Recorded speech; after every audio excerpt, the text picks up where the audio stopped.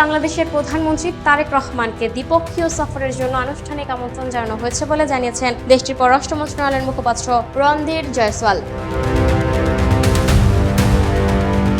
শুক্রবার 14 আগস্ট নয়াদিল্লিতে আয়োজিত নিয়মিত সাপ্তাহিক ব্রিফিংয়ে এক সাংবাদিকদের প্রশ্নের জবাবে তিনি এই তথ্য জানান। সংবাদ সম্মেলনে রণধীর জয়সওয়াল বলেন, আমরা বাংলাদেশের প্রধানমন্ত্রীকে একটি দ্বিপক্ষীয় সফরের জন্য আমন্ত্রণ জানিয়েছি। এর পাশাপাশি ব্রিক্স শীর্ষ সম্মেলনের আউটরিচ সেশনে অংশ নেওয়ার জন্য ভারতের তরফ থেকে তাকে সফরের আমন্ত্রণ জানানো হয়েছে।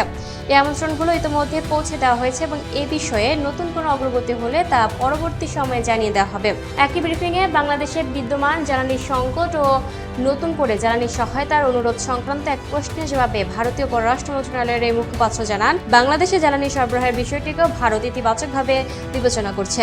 রণধীর জয়সওয়াল বলেন, আপনারা জানেন ডিজেল সরবরাহের জন্য বাংলাদেশের সঙ্গে আমাদের একটি চলমান চুক্তি রয়েছে, যা এখনো অব্যাহত আছে। আর আপনারা যে অতিরিক্ত সরবরাহের অনুরোধের কথা বললেন সেটি ভারতের অভ্যন্তরীণ চাহিদা।